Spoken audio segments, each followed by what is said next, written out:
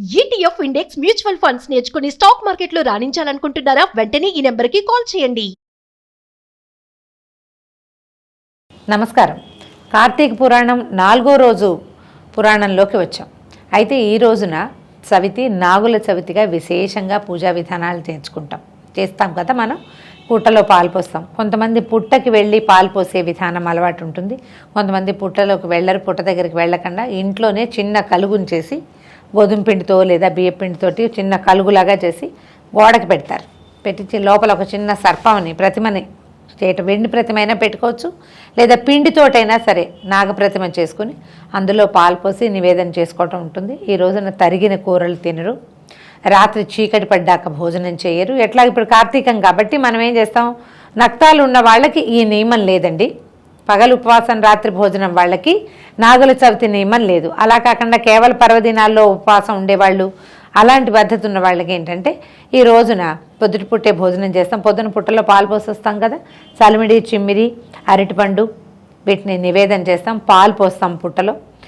ఆ చలిమిడి చిమ్మిరి తిని మాత్రమే ఉండేవాళ్ళు రోజంతా ఉపవాసం ఉండే విధానం కొన్ని ప్రాంతాల్లో కనపడుతుంది. అలా కాకుండా చీకటి పడే వరకు మామూలు మధ్యాహ్నం భోజనం చేసేసి చీకటి పడిన తర్వాత ఇంకా ఏమీ భోజనం తీసుకోకూడదు. పాము పడుకుంటుంది, తినకూడదంటారు. అదొక పద్ధతి. తరిగిన కూర తినకూడదు, తరగకూడదు, కూరలు అవి తరగకూడదని. అంటే కూరల్లో ఆ కూరలో అక్కడ చిన్న పురుగులు ఏమైనా ఉంటే అవి తెగిపోతాయి. అవన్నీ కూడా సర్పసంతతికి చెందినవేనని వాటిని కట్ చేయకూడదని ఒక నియమంగా పెడతారు. అవన్నీ కూడా ఎవరెవరి ఇళ్లలో కుటుంబ విధానాలను బట్టి అనుసరించండి. అలా లేని పక్షంలో పెద్ద విధానం ఏమీ లేదంటే ఇలా మనం పుట్టలో పాలు పోసుకుని ఈ చిన్న నియమాన్ని పెట్టుకుని పాటించవచ్చు. లేదా సమీపంలో పుట్టలు అవి లేవంటే మన దేవాలయాల్లో సర్పనాగశీలలు కనిపిస్తాయి కదా, ఆ శీలల దగ్గరైనా మనం పాలు పోసుకొని వాటి పైన పాలు పోసి అభిషేకం లాగా చేయటం, చిన్న స్తోత్రం చదువుకోవటం, సుబ్రహ్మణ్యాష్టకం లాంటివి, సుబ్రహ్మణ్య కరావలంబ స్తోత్రం, సుబ్రహ్మణ్య భుజంగ ప్రయాతం, అట్లా ఏదైనా ఒక స్తోత్రాన్ని చదువుకొని నాగులని తలుచుకుని ఈ రోజున కనుక ప్రార్థన చేస్తే పుట్టమట్టికి ఒకళ్ళు పుట్టకెళ్తే పుట్టమట్టి తెచ్చి పుట్ట బంగారం అంటాము దాన్ని, పిల్లలకి చెవులకి పెడితే, మనము చెవులకే పెట్టుకోవాలి ఆ మట్టిది, పిల్లలు కూడా చెవులకే పెట్టాలట. పెడితే ఏంటంటే శ్రవణ సంబంధమైన జబ్బులు అవి రాకుండా ఉంటాయని, ఉత్తర ఇంకా సంతానం కలగాల్సిన వాళ్ళకి సత్సంతానం కలుగుతుందని చెప్తారు. సరే, పారాయణలోకి వెళ్దాము మనం. వశిష్ఠుడు మిథిలా నగరాధీశుడికి ఇట్లా చెప్తున్నాడు అనమాట. పరిపూర్ణమైన పుణ్యాన్ని ప్రసాదించే దీపారాధన వైభవాన్ని వివరిస్తాను వినమన్నారు. దీపారాధన ఏ విధంగా, ఎక్కడ, ఎప్పుడు, ఏ ఏ ఆశయాలతో, ఏ ఏ కోరికలు తీరాలని చేయాలో వివరంగా చెప్పారు. రాజర్షి, కార్తీక మాసంలో గోపుర ద్వారం దగ్గర కానీ, శివలింగం ముందు కానీ, నదీ తీరంలో కానీ దీపాన్ని వెలిగించాలి. ఆవునేతితో కానీ, నువ్వుల నూనెతో కానీ, ఇప్ప నూనెతో కానీ, ఆఖరికి ఆముదంతోనైనా సరే దీపాన్ని వెలిగించాలి. మామూలుగా తైలము అనగానే తిలల నుంచి తీసింది, నువ్వుల నుంచి తీసిందే నూనె. అయితే ఈ నూనె విశేషాన్ని చాలా రకాల వాటి నుంచి తీసుకుంటాం కదా, శక్తి అనుసారం చేయొచ్చండి. కానీ సాధారణంగా వేరుశనగ నూనెతోటి, సన్ఫ్లవర్ ఆయిల్ తోటి దీపాలు పెట్టాం. ఇళ్లలో దీపారాధన చేయం కదా. అయితే ఆముద దీపం కూడా విశేషమైన ఫలితం లభిస్తుందని, ఎక్కువసేపు నిలిచి కాలుతుందని చెప్తారు. కొన్ని చోట్ల ప్రాంతాల వారీగా కొబ్బరి నూనెతో దీపం పెట్టే విధానం కూడా కనిపిస్తుంది. పురాణాన్ని అనుసరించడమే కాకుండా మన పెద్దల మాటలను కూడా అనుసరించి ఫలానా నూనెతో చేసుకుంటే మంచిది అని చెప్పినప్పుడు ఆ రకంగా చేసుకోవచ్చు. కానీ మనం వంటకి వాడే చాలా నూనెల్ని దీపారాధనలకి వాడకూడదని చెప్తారు. పుణ్యం కోసమో, ప్రసిద్ధి కోసమో, గొప్ప కోసమో, కోరికలు తీరడం కోసమో, దేనికైనా సరే తెలియక కానీ తెలిసి కానీ దీపాన్ని వెలిగించాలి. ఏ విధంగా వెలిగించినా వెలిగించిన వారికి దీపారాధన చేసిన ఫలితం లభిస్తుంది. దీపాన్ని పైకెగదోసి వెలిగించినా సరే దీపారాధన చేసిన ఫలితం లభిస్తుంది. అంటే ఎవరైనా చేసిన దీపారాధనలో మనం దేవాలయానికి వెళ్తామా, అందరూ వరుసగా ప్రమిదలతోటి దీపాలు పెట్టి ఉంటారు. బోళ్ళంత నూనె ఉంటుంది, ఒత్తి ఇట్లా కిందకి జారిపోయి ఉంటుంది. మనం వేలుతోటో ఒక పుల్లతోటో ఒత్తిని ఎగసన తోస్తే ఆ దీపం పెట్టిన వాళ్ళకి ఎంత ఫలితం లభిస్తుందో, ఎగసన తోసినందుకు అంత ఫలితం కూడా లభిస్తుందట. కొంతమంది వెలిగించి పెడతారు, నూనె తక్కువగా ఉంటుంది. మన చేతిలో నూనె ఉంది, మనం ఆల్రెడీ ఓ దీపం పెట్టుకున్నాం, ఇంకా మనం తీసుకెళ్ళిన సీసాలు అంత నూనె ఉంది, పక్కన వెలుగుతున్న దీపంలో పోయొచ్చు. అది కూడా అద్భుతమైన ఫలితాన్ని ఇస్తుంది.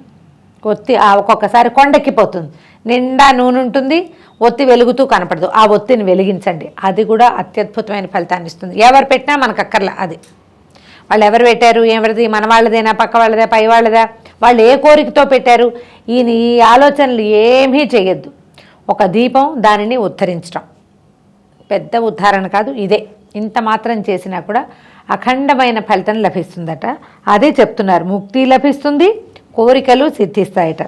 పూర్వం పాంచాల రాజ్యాధిపతికి సమస్త వైభోగాలు ఉన్నాయి, కానీ సంతానం లేదు. ఆ కొరతతోటి రాజదంపతులు చాలా కుంగిపోయారు. వాళ్ళు అంతులేని దాన ధర్మాలు చేశారు, ఫలితం లభించలే. చివరికి మహారాజు తానే స్వయంగా పూనుకుని గోదావరి నదీ తీరంలో తపస్సు చేయటం మొదలుపెట్టాడట. మహారాజు తపస్సు చేస్తున్న సమయంలోనే పిప్పలాదుడు అనే మహర్షి అక్కడికి వచ్చారట. రాజు ఎందుకు తపస్సు చేస్తున్నాడో తెలుసుకుని, మహారాజా, ఈ కార్తీక మాసంలో జపతపాలు చేయటం కంటే నిత్యం చేసే దీపారాధన వల్ల నీ కోరిక సిద్ధిస్తుంది అని చెప్పారు. రాజు వెంటనే తపస్సు మాని రాజధానికి చేరుకున్నారు. శివప్రీతి కోసం అనేక పూజలు సంపునస్కారాలు చేసి యజ్ఞయాగాదులు జరిపించి అభిషేకాదులు చేయించి ప్రతిరోజు దీపారాధన చేసేవాడు. మహారాజుకి భగవంతుని అనుగ్రహం లభించింది. అంటే సంతానం లేని వారు కార్తీకంలో నిత్యము దీపారాధన చేస్తే, మళ్ళీ ఈ దీపారాధన మీద ప్రశ్నలు చాలా వస్తాయండి. ఇంట్లో పెట్టుకుంటే సరిపోతుందా, తులసి చెట్టు దగ్గర కూడా పెట్టాలా, ఇంట్లోనూ తులసి చెట్టు దగ్గర కూడా పెట్టి గుళ్ళో కూడా పెట్టాలా అని శక్తి అనుసారం చేయాలండి. విశేషమైన ఫలితం ఏంటంటే, ఉదయకాలం మనం ఇంట్లో దీపం పెట్టుకోవటం, లోపల దేవుడి దగ్గర పెట్టుకుంటాం కదా, సాయంకాలం ప్రదోష వేళ వాకిట్లో లోపల దీపం పెట్టుకోవాలి, వాకిట్లో కూడా దీపం పెట్టాలి. అది చాలా అత్యద్భుతమైన ఫలితాన్ని ఇస్తుంది. తులసి చెట్టు దగ్గర, రావి చెట్టు దగ్గర, మేడి చెట్టు దగ్గర అయినా సరే అలా దీపారాధన చేస్తే విశేషమైన ఫలితం లభిస్తుంది. పర్వదినాల్లో దేవాలయాల్లో చేసే దీపారాధన అత్యద్భుతమైన ఫలితాన్ని ఇస్తుంది. సంతానం కోరుకునే వాళ్ళు ఈ నెల రోజులు ఇంట్లో దీపారాధన చేసుకుని కనీస పర్వదినాల్లో దేవాలయంలో కనుక దీపారాధన చేస్తే సత్సంతానం లభిస్తుందని మనకి కార్తీక పురాణం ప్రశాంతంగా బోధిస్తుంది. ఇందులో హైరాన్ ఏం లేదు, చేయగలిగితే చేయండి, ఫలితం లభిస్తుంది. అయితే కొన్ని నెలల తర్వాత మహారాణి గర్భాన్ని ధరించింది. 9 నెలలు నిండాక పండంటి పుత్రుడికి జన్మనిచ్చిందట. రాజదంపతులు, నగర ప్రజలు ఎంతో సంతోషించారు. రాజ్యం అంతటా ప్రతి ఒక్కరిని కార్తీక వ్రతం ఆచరించమని హెచ్చరికల్ని జారీ చేశాడట మహారాజు. తను కార్తీక వ్రతం చేసుకోవటం వల్లే తనకు సంతానం లభించింది కాబట్టి ఎలాంటి ఫలితాన్ని పొందవాలని కోరుకునే వాళ్ళైనా సరే కార్తీక వ్రతాన్ని కనుక ఆచరిస్తే ఫలితం లభిస్తుందని అందరికీ చాటింపు వేయించారనమాట. తన కుమారుడికి శత్రుజిత్తు అని పేరు పెట్టి అల్లారు ముద్దుగా పెంచి పెద్ద చేసుకున్నారు. లేక కలిగిన సంతానమని గారాబం చేయటంతో ఈ శత్రుజిత్తు సమస్తమైన దుర్వ్యసనాలకి లొంగిపోయాడు. అలవాట్లు ఏముంది, ఒకటి చాలా సులువుగా వచ్చేస్తాయి. లేక పుట్టడంతో పిల్లాడి మీద గారాబం ఉంటుంది, అతను ఏది అడిగితే అది ఇస్తారు. ఏం చేస్తానంటే అది చేయనిచ్చారు. వేశ్యల వెంట తిరుగుతున్న కారణంగా అతడంటే అందరికీ అసహ్యం ఏర్పడింది. అయితే ఇతను మళ్ళీ మనకి రాజు అవుతాడంటే జనాలు భరించలేని పరిస్థితి వచ్చిందనమాట. ఇలా దుర్వ్యసనాలు ఉన్నవాడు రాజు అయితే రేపొద్దున రాజ్యం అంతా భ్రష్టుపట్టిపోతుంది. దాంతో ప్రజలు కూడా అతన్ని చాలా అసహించుకునేవారు. ఇతని పద్ధతి ఏంటంటే ఒట్టి వేశ్యాగమనమే కాదు, నగరంలో ఎవరైనా సౌందర్యవతులు కనిపిస్తే వాళ్ళ కోసం కూడా ప్రయత్నం చేసేవాడు. ప్రమాదాలకు దారితీస్తుందని తెలిసినా కూడా ఆ దుర్వృత్తిని అతను మానలేదట. అతను ఒకరోజు ఒక నగరంలో హాయిగా కులాసాగా తిరుగుతూ ఒక అందమైన బ్రాహ్మణ ఇల్లాలను చూశాడట. అయితే అంటే వివాహిత అనమాట. తన కోరికను తెలియజేశాడు. ఆమె దగ్గరికి వెళ్ళి అడిగేసరికల్లా అందచందాలతో ఉన్నటువంటి ఆ బ్రాహ్మణ స్త్రీ ఈ యువరాజు అయినటువంటి శత్రుజిత్తుని చూసి అతని వ్యామోహంలో పడి, రాజుగారు అడుగుతున్నప్పుడు మనకేమి కొదవా, రాజు తలుచుకుంటే దెబ్బలకేం కొదవ రకంగా ఆలోచించుకుని అతనితో కలిసి తిరగటం మొదలుపెట్టింది. అయితే ఏమైందట, ప్రతిరోజు ఒక చోట కలుసుకునేవాళ్ళు, ఇద్దరు కలిసి తిరుగుతుండేవాళ్ళు అనమాట. వీళ్ళ రహస్య వ్యవహారం బట్టబయలే క్రమంగా ప్రజలందరికీ తెలిసిపోయింది. ఆ భర్త కూడా వీళ్ళ గురించి తెలుసుకున్నాడు. అతను ఎక్కడికో వెళ్ళాడు. ఒకరోజు ఈమెకి సాయంకాలం అయ్యేసరికల్లా ఆమెకి మన శత్రుజిత్తు దగ్గర నుంచి కబురు వచ్చింది. ఈ కబురు వచ్చేసరికల్లా అతను ఇంటికి వచ్చేసరికి వంట కూడా చేయకుండా ఈ అమ్మాయి అలంకారం చేసుకుంటుంటే ఇతను కేకలేశాడు, నువ్వు సాయంకాలం వంట చేయవా, కార్తీక మాసం పొద్దునుంచి ఉపవాసం ఉన్నాను, నువ్వు సాయంత్రం భోజనం పెట్టకుండా నువ్వు ఇట్లా అలంకరించుకుంటున్నావు అని గట్టిగా కేకలేశాడు. నువ్వు కేకలేసావు కాబట్టి నేను ఇంట్లో ఉండనని ఆవిడ కాస్త లేచి బయటికి వెళ్ళిపోయింది. ఎప్పుడైతే ఈ అమ్మాయి బయటికి వెళ్ళిందో ఆమె వెనకాల పడి మన ఈ బ్రాహ్మడు కూడా బయలుదేరాడట. అయితే వీళ్ళని చంపేసేయాలనుకున్నాడు ఎలాగైనా. సమయం ఎప్పుడు దొరుకుతుందా అని చూశాడు. అది ఈ రోజు కుదిరిందనమాట. పైగా ఏమైంది, ఇతను కార్తీక మాసం అని చెప్పాడు కానీ నిజానికి ఆ రోజు సోమవారము కార్తీక పౌర్ణమి కూడాట. రాజకుమారుడు బ్రాహ్మణ స్త్రీ ఇద్దరు శివాలయంలో కలుసుకోవాలని అనుకున్నారు. ఆ రోజుల్లో కూడా పురాతన శివాలయాలు కొన్ని సాయంకాల దీపారాధనలు అయ్యాక అందరూ అర్చకులు వెళ్ళిపోయి పాడుపడినట్టుండేవి. ఇలాంటి ఏకాంత వాసులకి చాలా బాగా ఉపయోగపడేవట. అర్ధరాత్రి నిద్రలేచి ఈ అమ్మాయి ఏం చేసింది, సరే చీకటి పడేసరికల్లా అక్కడికి వెళ్ళిపోయింది. దీపారాధనలు అన్ని పరిసమాప్తం అయిపోయే వరకు వేచి ఉంది. ఆ భర్త కూడా ఇక ఆహారాన్ని వదిలిపెట్టి ఎప్పుడు ఈ అమ్మాయి అతనితో కలిసి దొరుకుతుందా అని వేచి చూస్తూ శివాలయానికి కొంత దూరంలో నక్కి పొంచి ఉన్నాడట. సరే రాత్రి అయినేసరికల్లా రాజకుమారుడు వచ్చాడు. ఈ అమ్మాయి ముందు వెళ్ళిపోయింది, అతను కొంచెం బాగా రాత్రి అయిన తర్వాత వచ్చాడనమాట. లోపలికి వెళ్ళిద్ది. ఇద్దరు కలిసి ఒక చోట సమాగమం ఎక్కడ అని వీళ్ళు సంకేతం పెట్టుకున్నారో అక్కడికి వెళ్ళారు. ఎప్పుడైతే ఈ అమ్మాయి లేచి లోపలికి వెళ్తుందో భర్త కూడా అది చూసుకుని ఒక కత్తి పుచ్చుకుని ఆమె వెనకాల బయలుదేరాడు. పాడుపడిన కొంత పాత పడిపోయిన శివాలయంలో కన్ను కనిపించినంత చీకటిగా ఉందట. రాజకుమారుడు దీపం ఉంటే బాగుంటుందని అనుకోవటంతో సరే లోపల అటు ఇటు వెతికితే అమ్మాయి ఏం చేసిందట, తన చీర కొంగు గుర్తించి, అది సాయంత్రం ఎప్పుడో దీపం పెట్టారు, ఆ తర్వాత ఇక దీపం లేదు ఏం లేదు, ఒక్క దీపం అది ఎప్పుడో ఆరిపోయింది. ఏముంది ఎంతసేపు ఉంటాయి, ఎక్కువసేపు దీపారాధనలు అవి ఏం ఉండవు. పైగా ఒత్తులు ప్రమిదలు అవి తోమటం అవి చాలామంది జనాలు ఎక్కువగా వచ్చే దేవాలయాల్లో చక్కగా జరుగుతాయి. కానీ ఎవరైనా ఒకళ్ళు వచ్చి ఓ దీపం పెడితే ఓ చుక్క నూనె పోసి ఓ నెలకంత వత్తేసి వెలిగించి వెళ్ళిపోయారు. సరే రాజకుమారుడు అటు ఇటు తిరిగి ఏమన్నాడట, నేను ఆవుదాన్ని తీసుకొస్తానని బయటికి వెళ్ళి ఆవుదాన్ని తీసుకొచ్చాడు. ఈ అమ్మాయి ఏం చేసిందంటే చీర చెంగు చింపి ఒత్తులు చేసిందట. ఆ చీకట్లో తడమగా వీళ్ళకి ఓ 2-3 ప్రమిదలు ఏవో దొరికినాయి. అప్పుడు ఏం చేసింది, ఆ ప్రమిదతో పాటు దగ్గరికి వెళ్ళేసరికి దేవాలయపు దీపపు కుంది చేతికి తగిలింది. ఈ ప్రమిద కంటే కుంది బాగుంటుందని ఆ కుంది కొంచెం శుభ్రంగా తుడిచి ఈ ఒత్తులు 2 అందులో వేసి రాజకుమారుడు తెచ్చిన ఆముదాన్ని అందులో పోసింది.